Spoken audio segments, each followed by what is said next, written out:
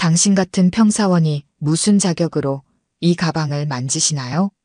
VIP 라운지에서 날아온 차가운 한마디에 제 손이 떨립니다.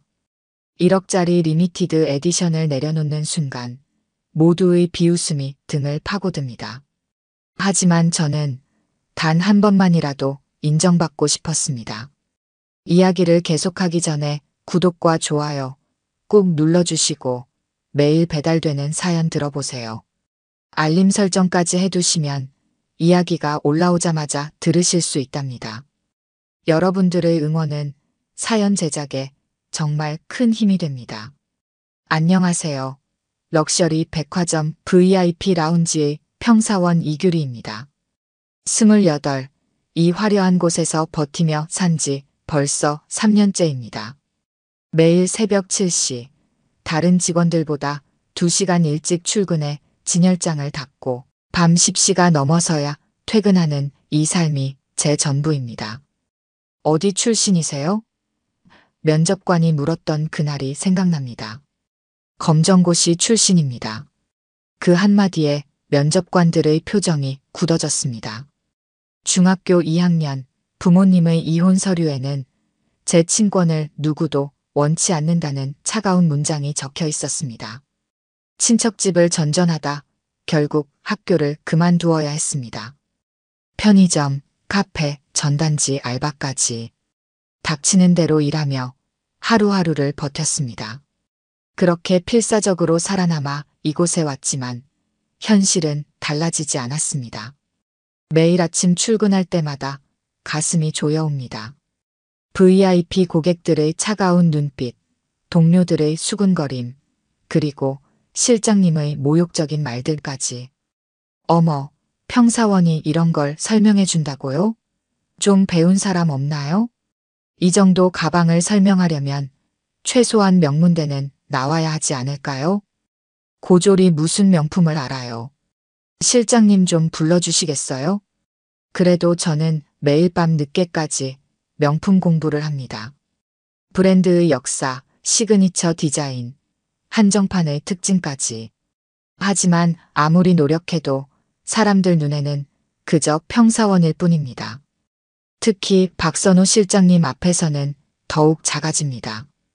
회장님 따님과 곧 약혼한다는 소문의 주인공, 이 백화점의 후계자로 내정된 분입니다. 그의 입에서 나오는 한마디 한마디가 제 가슴에 칼처럼 꽂힙니다.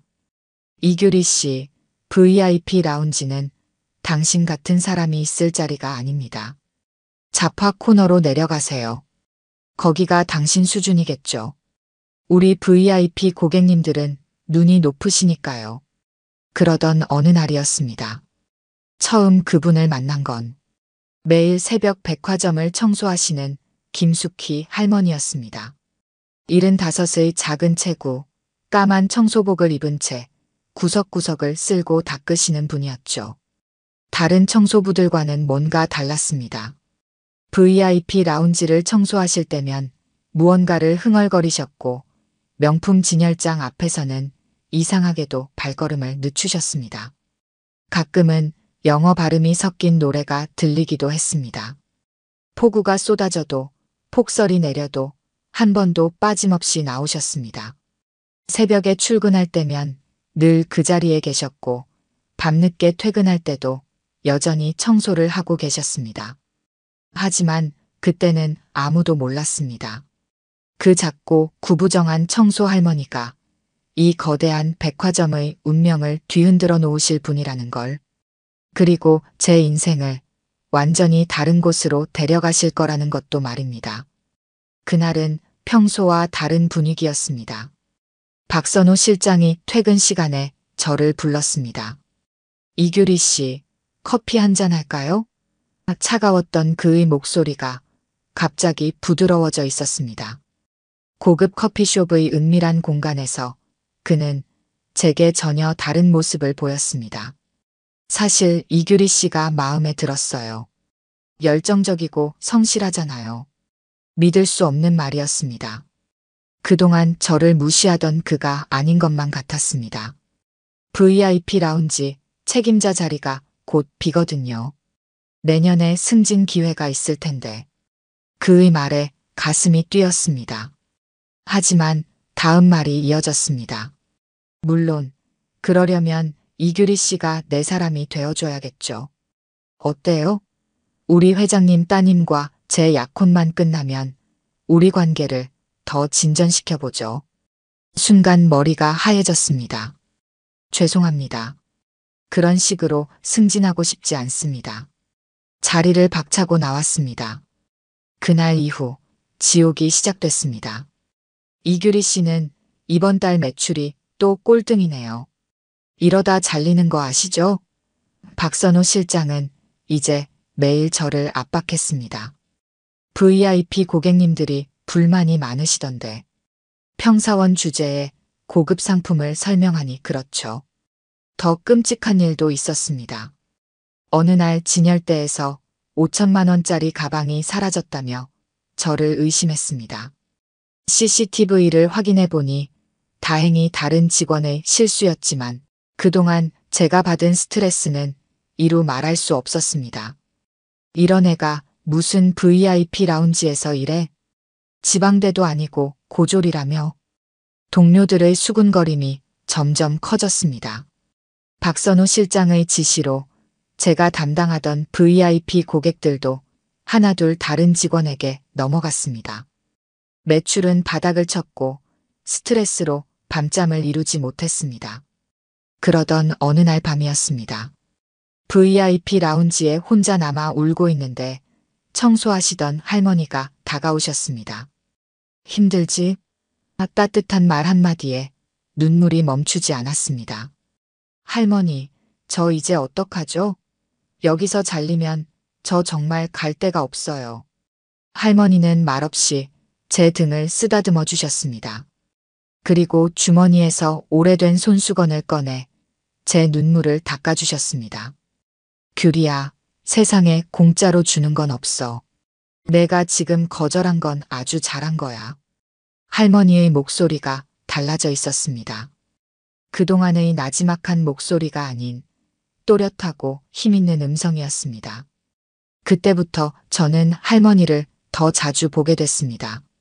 아침 일찍 출근하면 할머니는 늘 그 자리에 계셨고 늦게 퇴근할 때도 어김없이 청소하고 계셨습니다. 그런데 이상했습니다. VIP 라운지를 청소하실 때면 흥얼거리시는 노래가 영어였고 외국 유명 브랜드 이름을 정확한 발음으로 중얼거리셨습니다. 할머니, 혹시 외국에서 오래 사셨어요? 제가 묻자 할머니는 빙그레 웃기만 하셨습니다. 더 이상한 건 박선호 실장이 할머니를 볼 때마다 불편한 기색을 보인다는 거였습니다. 마치 누군가를 피하듯 할머니가 청소하는 곳을 피해 다녔습니다. 어느 날은 VIP 고객이 쏟은 커피를 닦다가 할머니가 넘어지실 뻔했습니다. 저는 반사적으로 할머니를 붙잡았고 그때 할머니 주머니에서 낡은 사진 한 장이 떨어졌습니다. 흑백 사진 속에는 젊고 아름다운 여성이 무대 위에서 노래하는 모습이 담겨 있었습니다. 하지만 할머니는 황급히 사진을 주워 호주머니에 넣으셨습니다. 그날 밤 박선호 실장이 절 불렀습니다. 이규리 씨, 마지막 기회예요. 내일 VIP 고객 미팅이 있는데 거기서 한 번만 실수하면. 위협적인 말투였습니다. 하지만 전 이제 두렵지 않았습니다. 이번 40주년 행사에 세계적인 팝스타를 모십니다. VIP 고객분들을 위한 특별한 선물이 될 거예요. 박선호 실장이 자신만만하게 발표했습니다. 호텔 최상층 VIP 라운지에는 이미 수백 명의 고객들이 자리했습니다. 제게는 또 다른 시련의 날이었습니다. 이규리 씨, 오늘 이 자리에는 우리 백화점 VIP 중에서도 최고의 고객분들만 오세요. 실수하면 바로 사직서 쓰는 걸로 알아두세요. 행사장에는 우리나라 재계 순위 10위권 안에 드는 회장님들이 다 모이셨습니다. 그들의 까다로운 요구사항을 처리하느라 진땀을 흘리고 있을 때였습니다. 어머, 이 드레스 색상이 왜 이러죠? 팔이 본점하고 다른데요? 아니, 평사원이 이런 걸 어떻게 알아요? 실장님 좀 불러주세요. 그때 박선호 실장이 다가왔습니다. 죄송합니다, 고객님. 제가 직접 확인해 보겠습니다. 그러더니 제게 속삭였습니다. 이러니까 내 제안을 받아들였어야죠. 이제 끝이에요, 이규리 씨. 그런데 갑자기 실장님의 휴대폰이 울렸습니다. 뭐라고요? 가수가 교통사고라고요? 지금 30분 뒤면 공연인데? 실장님의 얼굴이 하얗게 변했습니다. 순식간에 행사장이 발칵 뒤집혔습니다. VIP들의 불만이 터져나왔습니다. 이게 무슨 무책임한 짓거리요? 우리가 한가한 사람인 줄 알아요? 그때였습니다. 구석에서 청소하시던 할머니가 걸레를 내려놓으셨습니다. 천천히 무대 쪽으로 걸어가셨습니다. 저기요, 청소 아주머니. 지금 뭐 하시는 거예요? 경호실, 지금 뭐 해요? 저 노망난 노인 끌어내. 박선호 실장이 소리쳤습니다. 하지만 할머니는 아랑곳하지 않고 마이크 앞에 서셨습니다. 그리고 그 순간 믿을 수 없는 일이 벌어졌습니다. 터나이트, I will sing a song for you. 할머니의 목소리가 온 행사장을 울렸습니다. 그동안 흥얼거리시던 그 목소리가 아니었습니다. 마치 천상에서 울려 퍼지는 듯한 목소리였습니다. 순간 한 노신사가 자리에서 벌떡 일어났습니다. 저 목소리, 설마 당신이 그 전설의 수키킴입니까? 행사장이 술렁였습니다. 60년대 미군 부대를 주름잡았던 디바, 김수키. 그녀의 목소리는 여전했습니다. 아니, 더 깊어졌습니다. 노래가 끝나자 기립박수가 터져나왔습니다. VIP들은 모두 일어나 환호했습니다. 굉장해. 아직도 이런 목소리라니. 그때 회장님이 급하게 행사장으로 들어오셨습니다. 그리고 할머니를 보자마자 놀란 목소리로 외치셨습니다. 당신은? 모두의 시선이 회장님을 향했습니다. 박선호 실장의 얼굴이 하얗게 질렸습니다. 저는 그제야 깨달았습니다. 청소부 할머니의 정체가 이 백화점 돌아가신 회장 사모님의 친언니라는 사실을. 하지만 이건 시작에 불과했습니다. 진짜 폭풍은 그 후에 시작되었으니까요. 순식간에 백화점 VIP 라운지가 발칵 뒤집혔습니다. 기자들이 어디서 들었는지 물밀듯이 몰려왔습니다. 수키 씨, 60년대 미군 부대의 전설로 불리셨는데 왜 갑자기 모습을 감추신 겁니까? 할머니는 차분한 목소리로 말씀하셨습니다. 전설이라뇨. 그저 노래하는 걸 좋아했던 평범한 가수였을 뿐입니다. 그때 한 노신사가 일어나셨습니다. 아니, 평범하다뇨. 제가 미팔군 장교였을 때 수키 씨 공연은 늘 초만원이었습니다. 당시 타임지에서도 동양의 보석이라 극찬했잖습니까? 또 다른 VIP 고객이 말을 이었습니다. 맞습니다. 제가 대학생일 때 이태원의 SUKIS 플레이스에서 공연하시는 걸 봤어요. 그때 그 감동을 잊을 수가 없어서 제 딸 이름도 수키라고 지었다니까요. 카메라 플래시가 터지고 질문이 쏟아졌습니다. 왜 갑자기 은퇴하셨나요? 청소부로 일하신 이유가 뭡니까? 회장님과는 어떤 관계이신가요? 할머니는 잠시 눈을 감으셨다가 천천히 말씀을 이어가셨습니다. 제가 처음 노래를 시작한 건 가족을 위해서였어요. 아버지가 편찮으시고 동생이 어렸을 때였죠. 하루에 3번씩 무대에 섰어요. 미군 부대에서 시작해서 유럽 투어까지 갔었죠. 하지만 제게는 가족이 더 중요했어요. 동생이 아플 때면 공연도 미루고 병간호를 했습니다.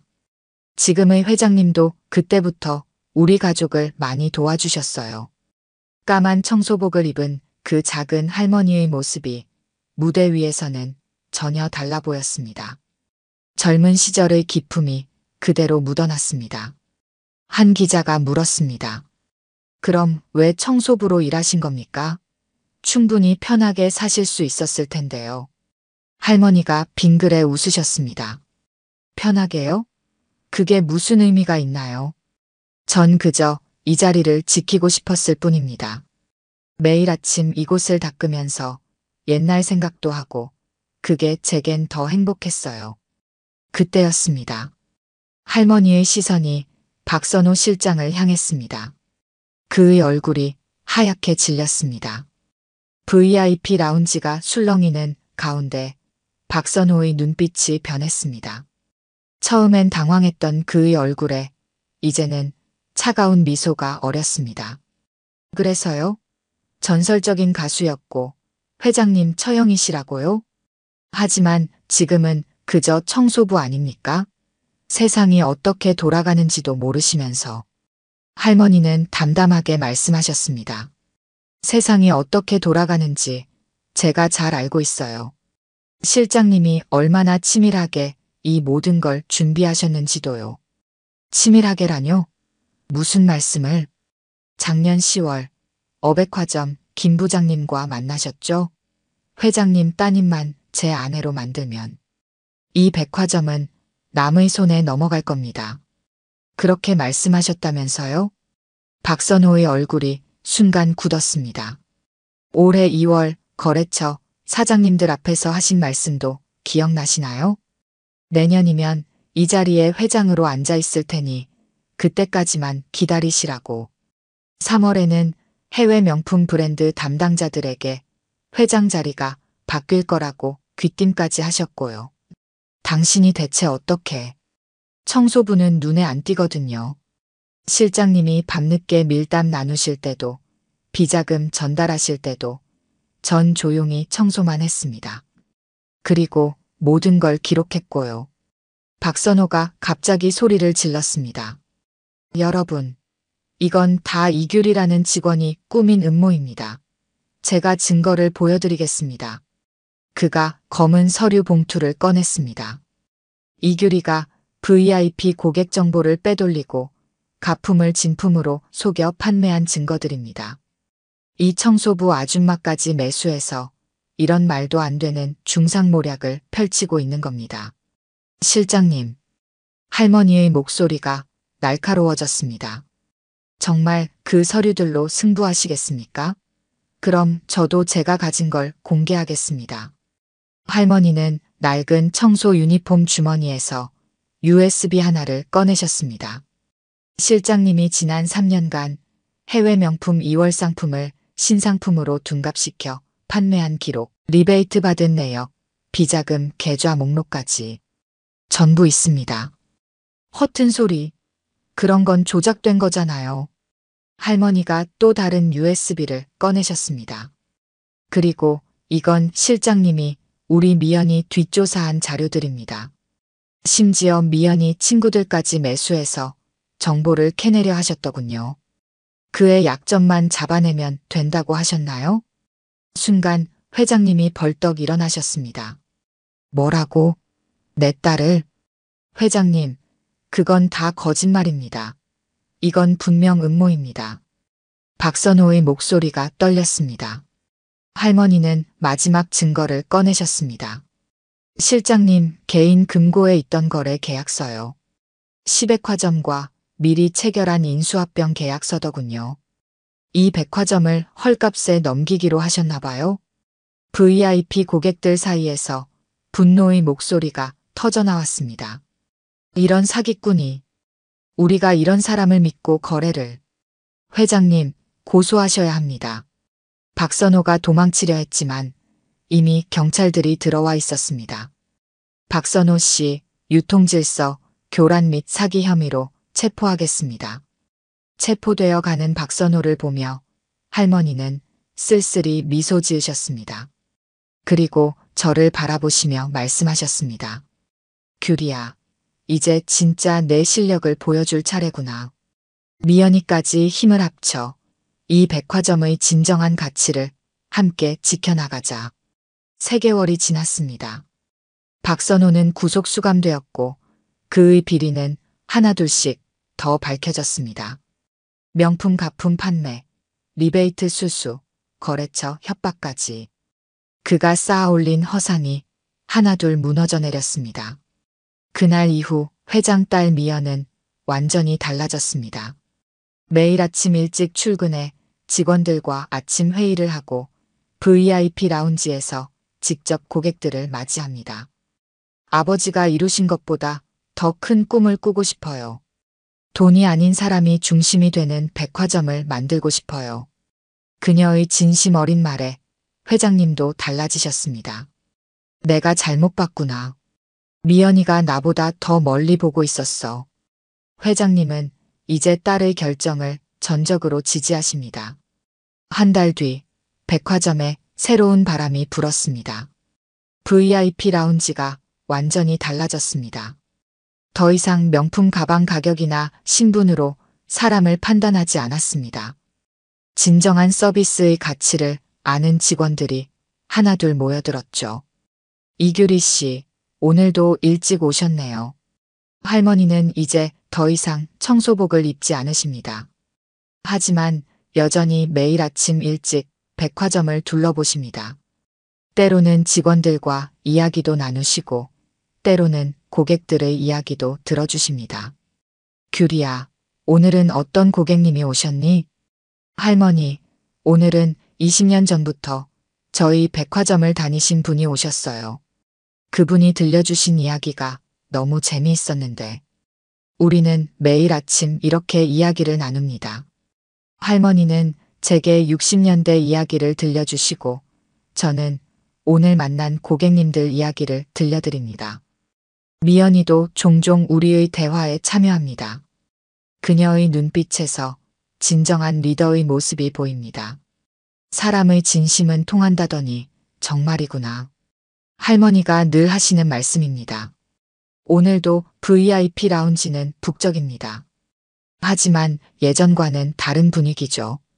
더 이상 차갑지 않고 더 이상 사람을 겉모습으로 판단하지 않습니다.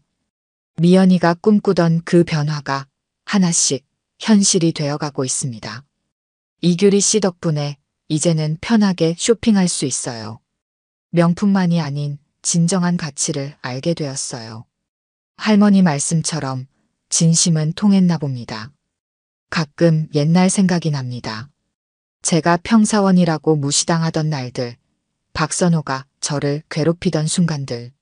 하지만 이제는 그저 미소 짓게 되는 추억일 뿐입니다. 할머니는 여전히 가끔 흥얼거리십니다. 60년대 그 시절의 노래들을요. 하지만 이제는 혼자가 아닙니다. 저도 미연이도 다른 직원들도 함께 그 노래를 배워가고 있으니까요. 규리야. 네, 할머니. 내가 있어서 참 다행이다. 그리고 우리 미연이가 이렇게 자랑스러운 어른이 되어서 더욱 다행이야. 서로가 서로에게 다행인 곳. 이제 이곳은 그런 백화점이 되었습니다. 누군가 제게 물었습니다. 어떻게 이런 변화가 가능했나요? 저는 이렇게 답합니다. 진심은 통하기 마련이에요. 겉모습이 아닌 진짜 마음을 보여주세요. 그러면 반드시 알아주는 사람이 있답니다. 저에겐 그게 할머니였고 지금은 제가 그런 사람이 되려 노력하고 있어요. 지금도 저는 매일 아침 일찍 출근합니다. 더 이상 누가 시켜서가 아닙니다. 제가 하고 싶어서, 이 공간이 좋아서, 이곳에서 만나는 사람들이 좋아서입니다. 그리고 늘 기억합니다. 까만 청소복을 입고 매일 아침 이곳을 지키셨던 할머니를. 그분이 제게 가르쳐 주신 진정한 서비스의 의미를. 이제 저는 압니다. 진정한 VIP란 무엇인지를. 그건 값비싼 명품을 사는 사람이 아닌 서로의 진심을 알아주는 사람이라는 것을. 오늘 들려드린 이야기가 여러분의 마음에 작은 울림이 되었기를 바랍니다. 아까 깜빡하신 분들이 계셨다면 좋아요와 구독 부탁드려요. 다음 사연을 들려드리는데 큰 힘이 된답니다. 그리고 여러분의 이야기도 댓글로 들려주세요. 다음 이야기 때 또 뵙겠습니다.